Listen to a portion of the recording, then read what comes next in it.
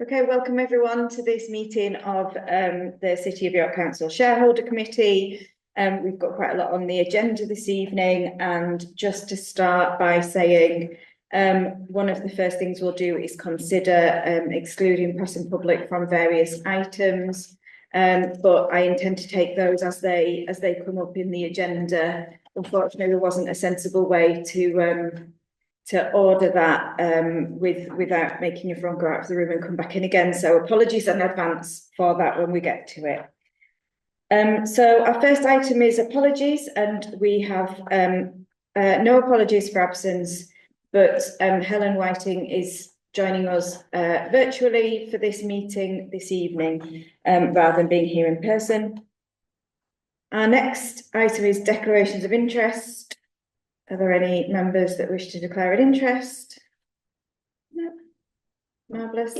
We move on to item 3, minutes of the meeting held on the 14th of October. Is there anything anyone wants to raise about those minutes? In that case, I shall sign those after the meeting. And then we look at item 4, exclusion of the press and public. And this is exclusion of the press and public during consideration of agenda item 8, Annex B, on the grounds it contains information relating to an individual. And agenda item 7, Annex A and B, and agenda item 8, Appendix 1, and agenda item 9, Appendices 1 and 2, on the grounds they contain information relating to the financial or business affairs of a person or organisation. Can I see members who are content with excluding press and public for those items? So we shall, as I say, we'll go into those as they come up on the agenda, but where there are multiple items in multiple annexes or appendices in one item, we'll do them all together. So just be aware for questioning. We'll question first on the public, and then on the restricted papers for each item. The next item on the agenda is public participation, and we have no public participants for this meeting. So we'll get straight into item 6, Yorwaste. Sandy, over to you. Thank you, Jim. I'll skip past number 1, which is our boilerplate, just for those who aren't familiar with how technicals work and sort of the different value streams. We'll straight on to item number 2, if that's okay. I think the first thing is, when I sent this, we were 352 days since the last LTI. I think we're now at 364. And by the end of this week, we'll have had a full year without LTI, fingers crossed. And I think that's just a testimony to the continued investment we have in that area. As I've said time and time again, it is the second most dangerous industry in the UK, and we take that very seriously, and we prioritise that. In terms of our financial performance, we have, as predicted in the budget, taken a big hit with the gas revenues, specifically on the gas price, which is plummeted back down. And then you've got the underlying long-term volume curve, because as the waste decays, there's less of it to produce gas. So those two have been quite a hit this year. I've seen a drop in our third-party recycled reprocessing, just competition. Still maintain some of it, but it's on a reduced level. What we have done, though, is we've managed to increase our sort of commercial lift operations. So we've got more lifts coming in, we've got more revenues coming in from that. So basically, all in all, for the full year, we're expecting us to be broadly in line with, if not slightly ahead of last year's. So around about 1.5 million, plus or minus, barring any unforeseen shocks.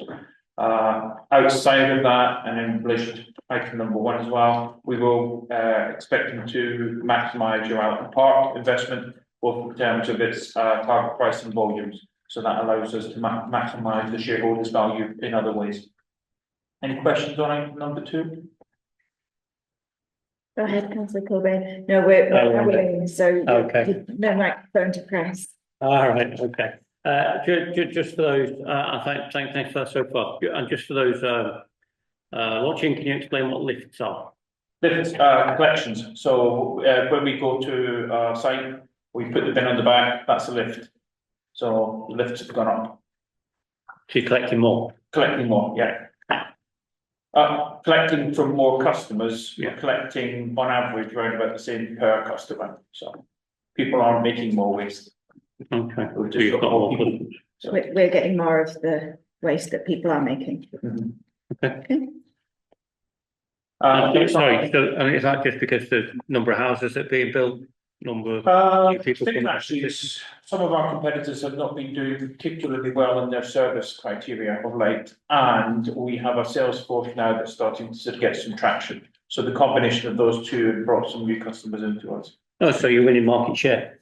Very difficult to say that definitively because there are no measures of total market Okay, for the area, but we are certainly sort of gaining ground in terms of the number of lifts. So it wouldn't be an unreasonable one, but I couldn't say that definitively. okay, excellent. In terms of current issues, I think one that tends to sort of get quite interesting in here is the solar planning. Further to when submitted this, we've provided some more information to City of York Planning, and we will sort of see what their view is on that before we sort of make a final sort of step. But it's the glint and glare that's been going on for an excessively long time, more than a year now, and we need to sort of basically draw a line on it. Yorwaste has been funding this planning application, and it's now sort of spent over 6 figures on this. We, as a company, are only looking for about megawatt to meet our net zero obligations. We need to have that in place by 2030 to meet our target. The remaining of the capacity is for the authority, and I think you've probably been talking to your net zero team and all that about their plans for that. Obviously, so that we've kept them informed, and we'll just see what comes out of the planning process on that one.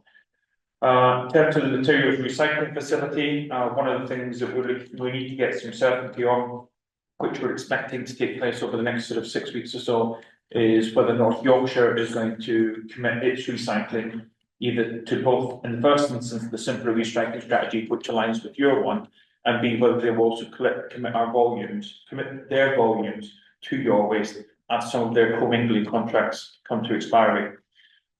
When we've got some clarity on that, the next thing we need to look at is what we're going to do to accommodate those increased volumes, which may involve either expanding on the existing site or probably, preferably, and more realistically, looking for another site within this sort of area where we can put in 2 lines, so we've got redundancy in case there's any fault failures, but also to improve quality with higher volumes going through that.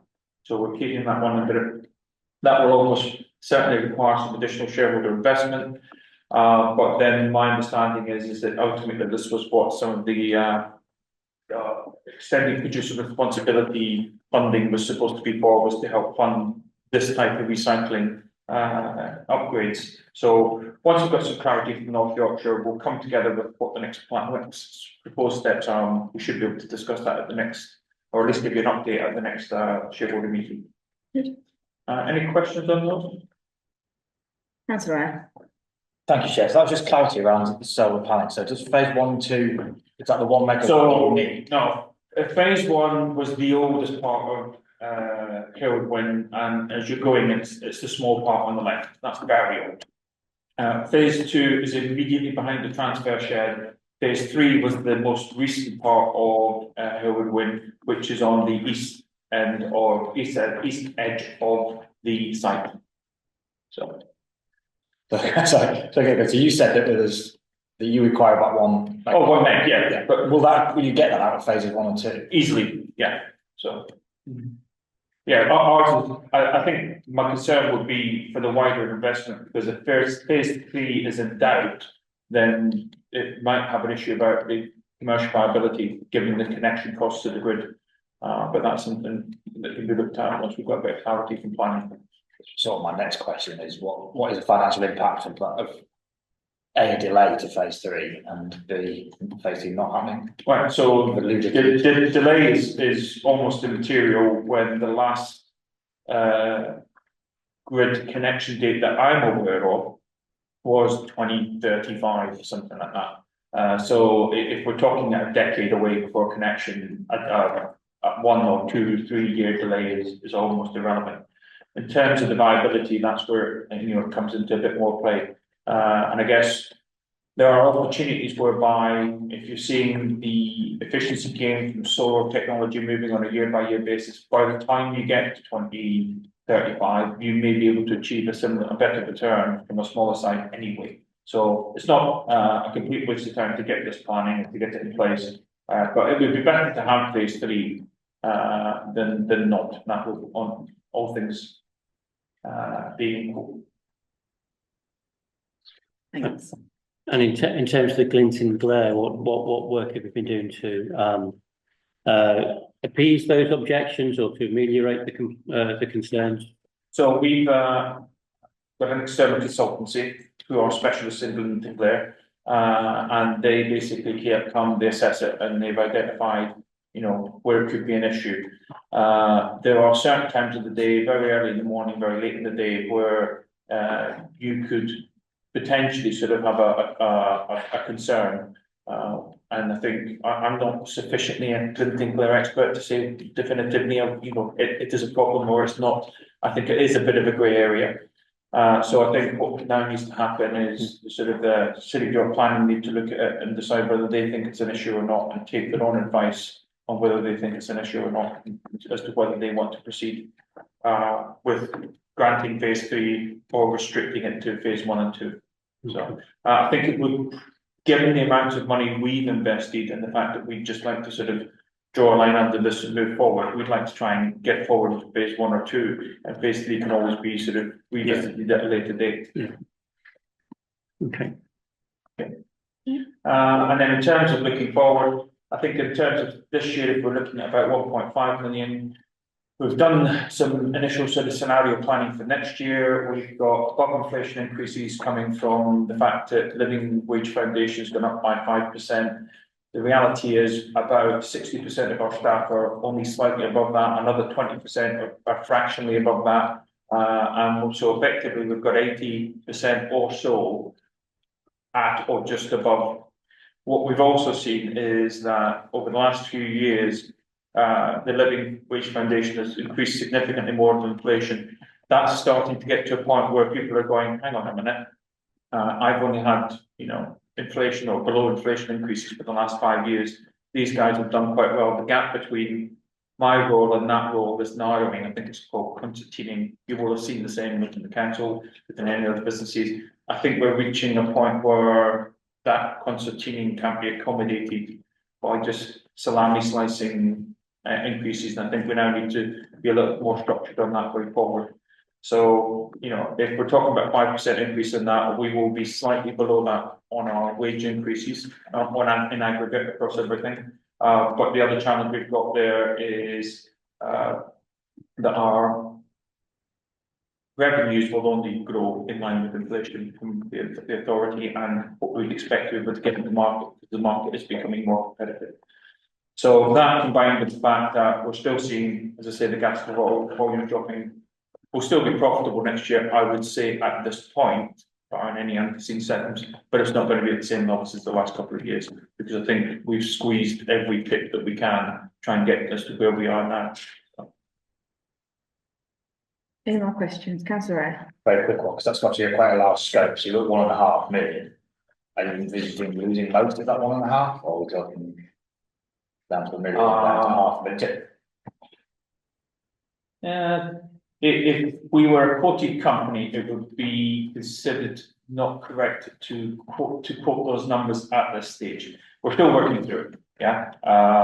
I mean, we have an internal guideline that basically we ideally want to be making in the region of 500,000 to 700,000 pounds a year to meet the non-cash costs of the landfill. So we need to be earning that sort of level to keep ourselves in a cash positive position going forward. If it's below that, it's starting to eat into our sort of reserves, etc. And from a cash perspective, anything above that allows us to invest for the future. Thank you. Any more questions? No? Then we are asked to, I can't remember how it's phrased now. Let me make sure I get this right from the report. We are asked to note and receive the report So happy to note the Yeah. report, Councillor Kilbane, Yeah. very happy, thank you very much, Sandy. Thank you.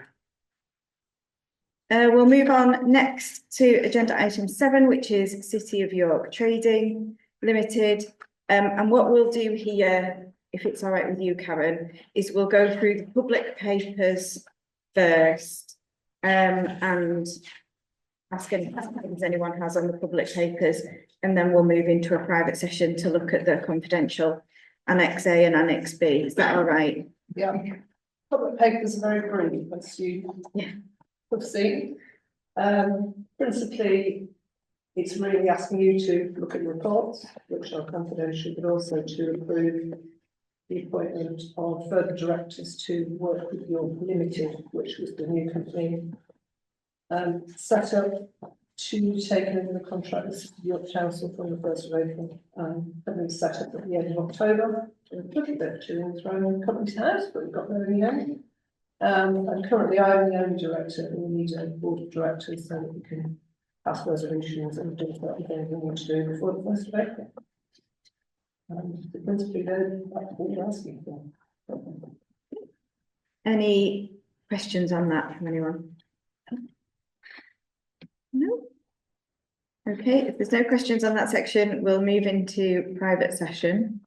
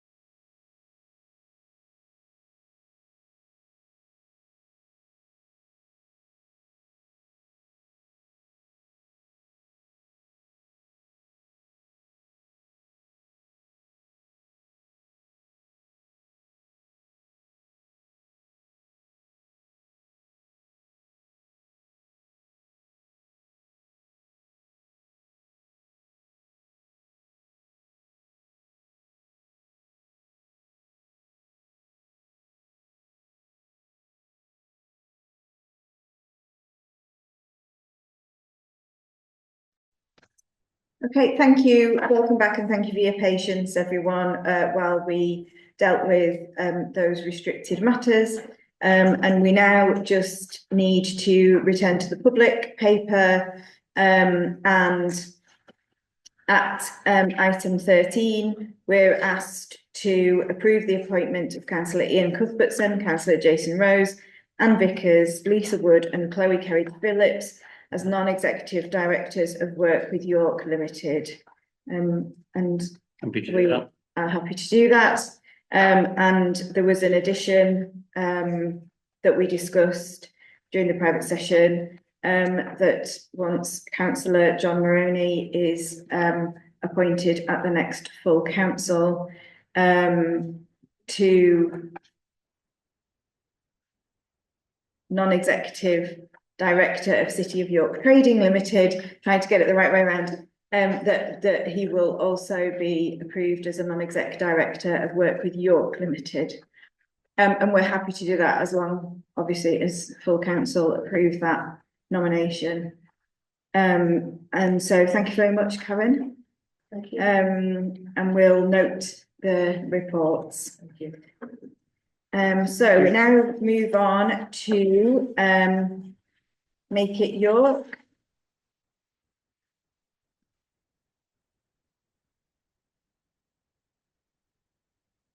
And for Make It York, we have Appendix 1, which is confidential, and then we have Annex B at the end, which is also confidential, and we'll deal with those together at the end of this item, if that's okay.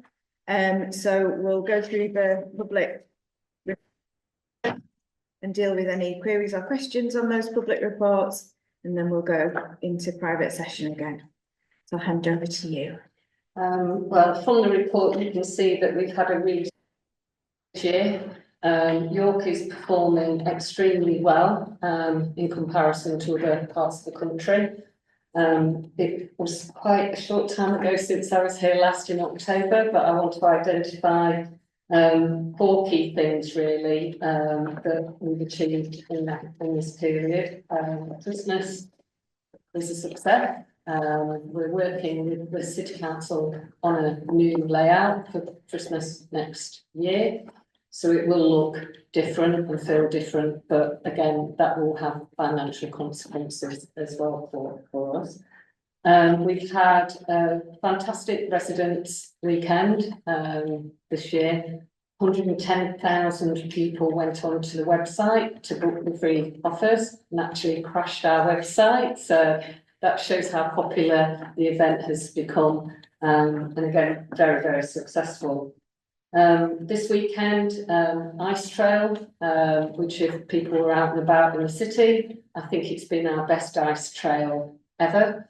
In fact, we had 63,000 people visit the Ice Trail site on our website, and that compared to 37,000 last year.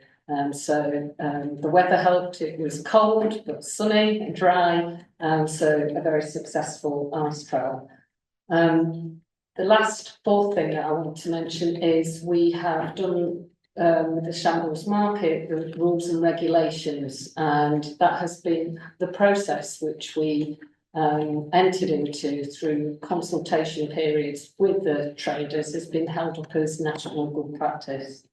I think that's a real achievement, especially when I first arrived. I would say that the tensions were quite strong between the traders, Shambles Market and Make It York. So we've definitely turned a corner and working really, really well with the traders at the moment. So far, really good year. Looking forward, there are some key things for us to consider. We might not have such a strong year as we've had this year, primarily because of some of the changes that we're going to make to the Christmas market, and also the fact that a lot of people are moving away from print, which is causing us a few issues as well. But positive, we'll be able to make a profit next year. But perhaps not as great as what we've been able to do this year and last year. Thank you. Any questions? Councillor I Wright? think the risk register, Think is part so. the risk register, I think it's part of the public, isn't it? It is, yeah. It's just very boring, and that's the main point to make. On page 124, your emergency and continuity time isn't actually scored. You've colour coordinated it from what I can see. Well, in my black and white papers, it's slightly greyed out. There isn't actually a scoring on it. Okay, Well, we'll have a look at that. yeah, It's not in the dark grey, which would assume to me that it's not a problem. But it was just a one in terms of checking. Obviously, it's one of those emergency continuity planning at the moment. It's one of these. Councillor Ray, just make sure you, That's this black one I've checked. okay. I've got coverage across the. Don't It just said the word restricted on it, that's all it says. Okay, sorry. Yeah. Councillor Kilbane? Yeah, thanks, Sarah. Thanks for the report. Congratulations. A very successful year for Make It York. It's good to see. And you know, make it York go from strength to strength. What's intriguing me a little bit in Annex A on page 39 of your report around just some of the complaints. The 13 complaints regarding the Christmas market, which when you consider the numbers visiting, I don't know that percentage is, I'm sure Councillor Eyre will be able to calculate it in a nanosecond for us. It's just a couple of questions. One, the blue badge access, was that a complaint about it being accessible or not enough blue badge access? And the other question is, I've not seen any complaints there about toilets, which, you know, surprises me. I'd expect to see, so if you can just give us any more information on either of those. yeah, luckily this year, no complaints about toilets came forward, but we did open our public toilets till 7 o'clock at Christmas market. We did put extra provision in through the Guildhall and also at St Sampson's Church, so it seemed to have worked well. And we worked very closely with Healthmatic to make sure that things did run smoothly this year, so I think that's why we didn't have many complaints. Not to think- Not one complaint came into About us toilets? toilets. Well, there you go. So, yes, so that was pleasing. I mean, we had 1.2 million visitors through over the period of the Christmas market, so I think 13 complaints. It's not too bad, really. We're always going to get a few complaints, but we take on board, and we have taken on board some of the complaints in our look to the future, how we can change things. I mean, people were disappointed because we shut the market for the storm, but that was for the health and safety of traders and people. You know, it was the right thing to do. So people were obviously a bit disappointed. I think just on the blue badge access, I'm asking because I know that we came to you very late to try and organise as much blue badge access as was possible for the Christmas market in the time frame. And thank you for the response of the organisation to that. I think that was there's some great working across all the partnerships involved in that at the time. So was the complaint about the access, or that there wasn't enough access? Not enough access. Okay. Great, thanks. Any more questions on any of the public papers? I was similarly surprised by no complaints about toilets. I don't know. It's something that we get complaints about a lot from residents, so I was quite surprised at that.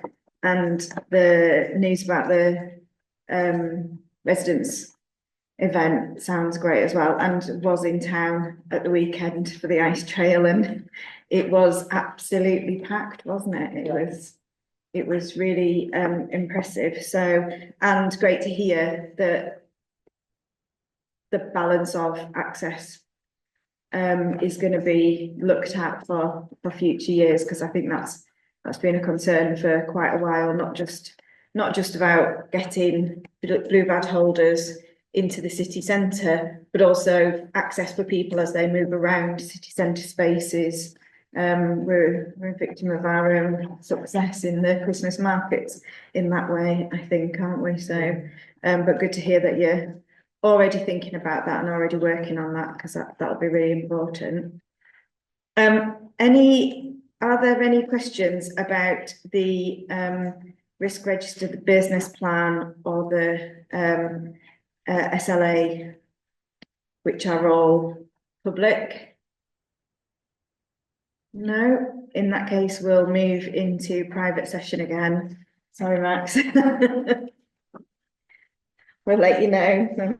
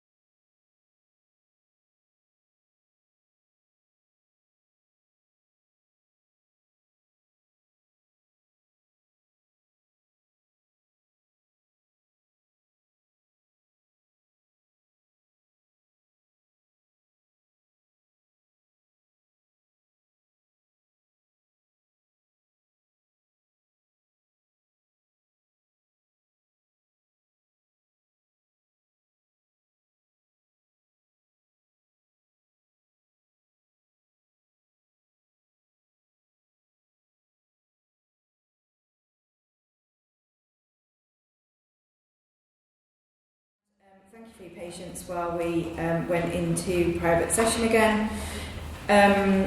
So the recommendations for this paper are to note the shareholder report and the supporting documents, and to approve the appointments of the chairperson and non-executive director to the Make It York board, which we did in between meetings as a matter of urgency, and we just need to ratify now. So I ask, are those in favour?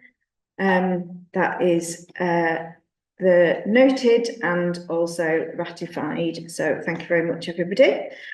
And we'll now get to the item number 9 on our agenda, which is the Veritau business update.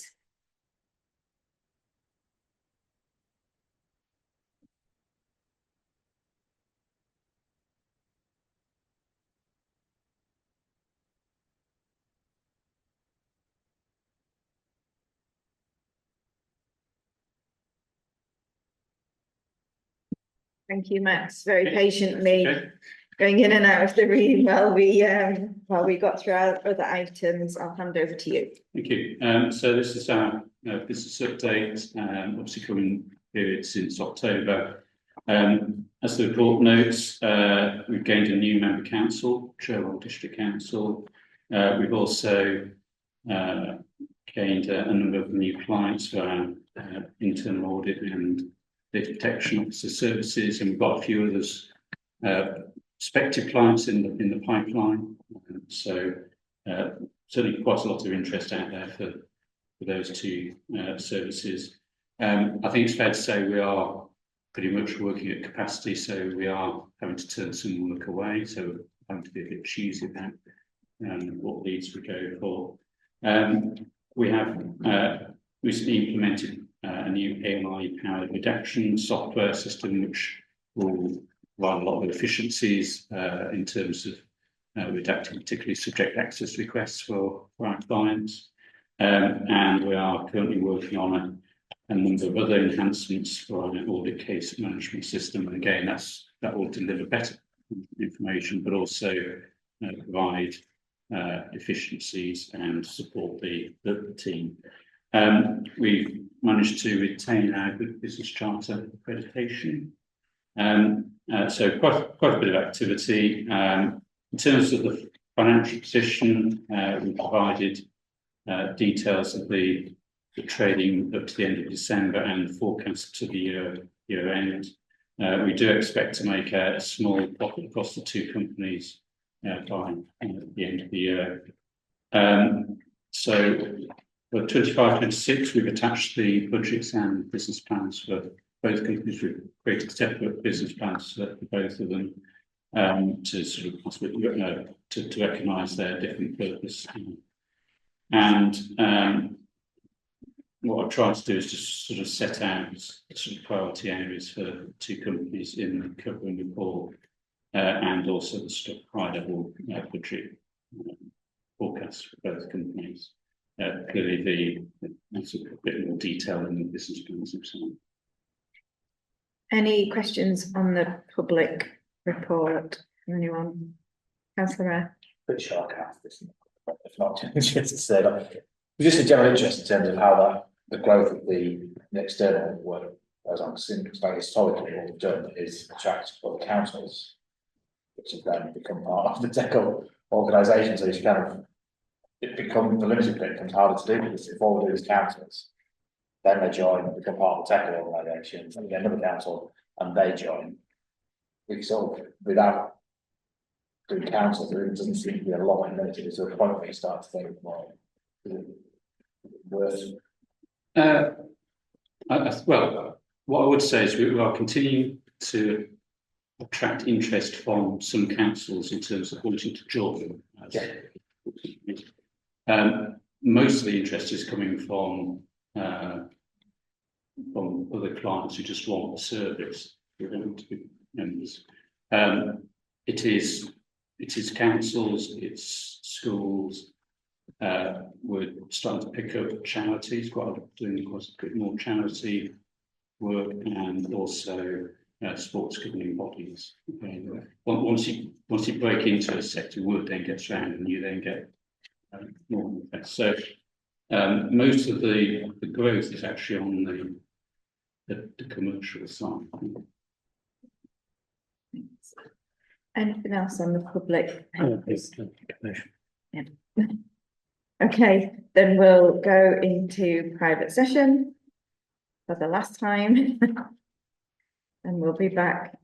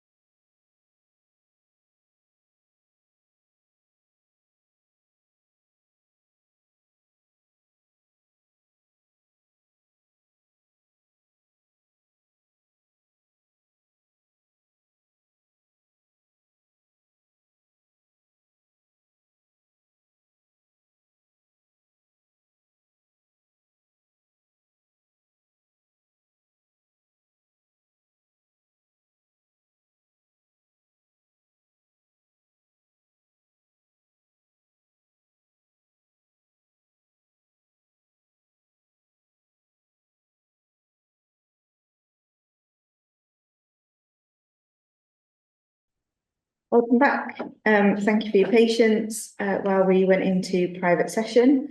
The recommendations on this report are that we note the performance since the last business update report and approve the business plan for each company.